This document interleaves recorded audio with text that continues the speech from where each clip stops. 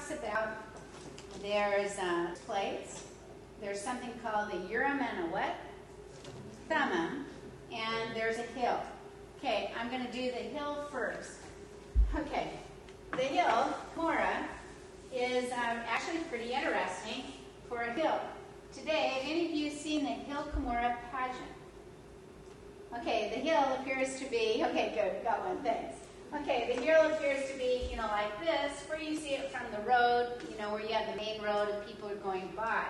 But if you go up the hill, you'll find on the top is a statue of Angel Moroni, and we'll talk about his first appearance and ultimately Joseph receiving the plates. But if you go along to the side of it, you're going to see all kinds of signs that say, no trespassing. Okay, you'd say, what does the hill look like if you were going directly from Joseph's house and not this kind of main route today? And the answer is, the hill formed a perfect triangle. Now, we know that Joseph Smith that night will be told about the hill. He knows the hill. In fact, you'd say of that hill, it is the largest hill in the area. In fact, have you ever had, like in a geography class, where you've done a topographical map, and then you'd say 300 feet, here's 200 feet, and then down here is draw the hill. And you draw it. Have you ever done that? Okay. If you were to look at the hills that Palmyra is founded on, you would discover, if you did a topographical map, you have all these things, and you had a little sign at the bottom that said, can you find Hill Cumorah? And you'd look and you'd draw them all out, and you'd say that Palmyra is built on 50 of these little kind of hills. They're not huge mountains, they're hills. You could run up, run down. How could you find the hill that Joseph went to? And the answer is, it's the biggest, and it forms a perfect what? Triangle. If you were to say, where will Joseph go up the hill? Most accounts will say he will go up 2/3 up the side of the hill, and he will then get a lever, and he will lift the lid from the stone box. This particular hill, there is a visitor center out in front of the hill, much like a visitor center here near the temple. But you would say of this particular hill, you'd say, what's the problem that always seems to occur at the hill? And the answer is, people show up with metal detectors. You've seen people with metal detectors on your beaches. And as you see them on the beaches, they're looking for all kinds of treasures. What would these people be looking for as they're on the hill? And you'd say, they're looking for treasures too. They've read the Book of Mormon, they're interested in warfare. What do you have here? At one point, when I was at the hill, the man came into the visitor center, and he had all these huge construction trucks. And he said to the man at the visitor center, he says, I have stationery from the First Presidency, and it's time to level the hill and find all the treasures. And luckily, the man at the visitor center called Salt Lake, and instead of leveling the hill, the man ended up at the Palmyra police station. So the hill here still stands. Okay. Notice Joseph is told there is a hill, and that there is a stone box, and then inside the box that there are plates. Notice the plates are hooked together by what?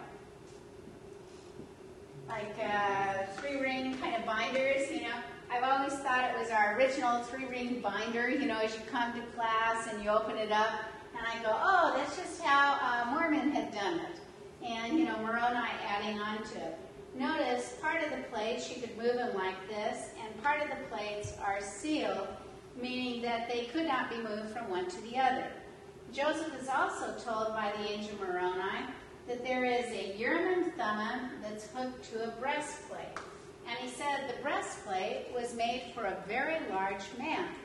So, in the Book of Mormon where you see the pictures that were painted by Arnold Freeberg and then copies of them through the book, and you look and you'd say, oh, as a kid I used to ooh and ah over, Captain Moroni, his arm alone, and then Sariah's arm.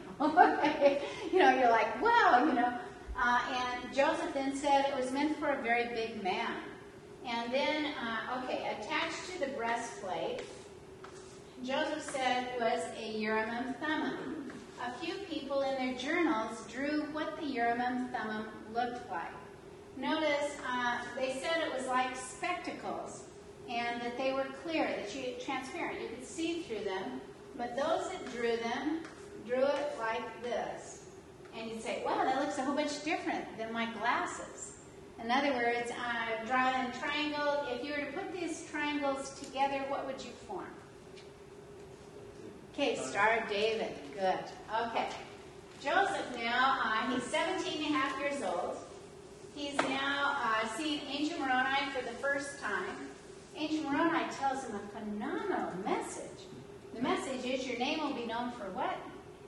Good and evil. Wow. And then he's about to tell him why. And the telling him why, there's a hill, there's plates, there's a Urim and Thummim, and suddenly Angel Moroni, up he goes. Okay, can you imagine? Would you sleep after that? Okay, no. Okay, so Joseph describes he is musing on what has just happened, and suddenly here comes Angel Moroni again, and Angel Moroni repeats what he'd said before. Who then introduces the doctrine of repetition in the church? It's Angel Moroni. So if you go to church and you say, today we talked about word of wisdom, tell me, do you need to tell me the entire talk? And I'll go, no, how many times have I heard the entire talk, given, different ways, but you'd say, who then starts it? It's Angel Moroni. So notice he always adds something on the end and he leaves. How many times does he come to Joseph that night? Okay, it comes 3 times. And then notice it's morning and Joseph says the cock crows. And we actually understand a lot about the cock crowing here. I'd love to sleep in, but those guys are going for it at about 4 something in the morning, 5, they start, and I go, okay, I'm up. And for Joseph, notice it's September now of 1823, and September means harvest time. His father, how does he make a living? What's he really growing out there in his fields? Wheat. He's your wheat farmer. So Joseph now, very anxious he needs to get up, he needs to go out, he needs to help Dad now harvest the wheat. As he gets out there, he starts helping his dad, and suddenly his dad goes, hey, Joseph, you didn't look very good, head back to the house. In other words, I can do this today without you. Joseph's starting to head back to the house. He tries to climb over a stone fence that kind of separates out, the various parts of the field. He's climbing over the fence. He's on the ground. Who appears to him again? Moroni, and this time he repeats what he has before, but he adds what? Go tell your dad. Okay, so suddenly, here's Joseph. We, momentary role play because we don't have the words. Hey, Dad, I'm back. Well, okay, son, I look worse than before. Okay, so what's up? And suddenly, Dad now believes him. Joseph now hurries to the hill that's about 3 miles away from the house. Tell me, would he know the hill? Okay, how come he's going to know that hill when the whole little village of Palmyra and surrounding is all built on these hills? How does he know this particular hill? Largest and a triangle kind of look.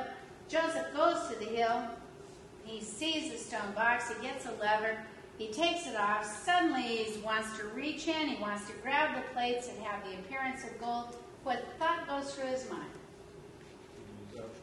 Okay, we'd be able to use this. We'd be able to use the money because, after all, we're always trying to improve the farm, make the mortgage payment. And suddenly Angel Moroni appears again and says, not yet. Okay, got it? So you'd say, what year was that Joseph Smith then first sees Angel Moroni? 1823, and it's September. What year does he finally receive the plates? And the answer is it's not until 1827. What events happened then from 1823 to 1827? So we're just going to take off a series of events, including Joseph Smith falls in love. But let me take event 1. Okay, event 1 goes like this. Joseph Smith, he's now come home. He doesn't have the plates. And family now knows, and event one is that Alvin, his oldest brother, says, let's get the family together. In other words, let's finish up our chores. Let's get together so we can listen to young Joseph. Suddenly, young Joseph now becomes the teacher of the family. And notice, okay, you have John Lathrop.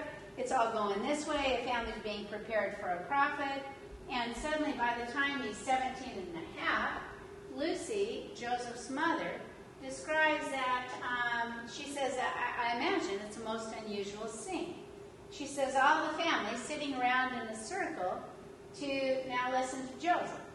And she describes, she says, Joseph would tell us some of the most amusing recitals that could be imagined. He would tell us about the people who lived on this continent anciently. He would tell us about their dress, their warfare, their mode of transportation, their worship, their houses, their animals, seemingly as if he had spent his whole life with them. What's happening to Joseph from 23 to 27? Okay, he's being taught.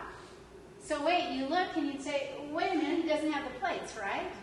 So the question is, he's being taught, but who are his teachers? You'd be able to name one. Who's the one teacher? If you're going to have a teacher, you might as well have the best. So who's this one teacher? Okay, it's Moroni. And actually, we can identify over 20 times that Angel Moroni appears to him. Notice, he will appear to him, that September time, 1823, 24, 25, 26, 27, but he will also appear and converse with Joseph at other times. One example, his mother writes that one day, Joseph is late coming home, and Dad is very worried. And as Dad is worried, finally Joseph comes in, and the dad wants to know why he's been so long. And Joseph says to his father that he has just received the most severe chastisement.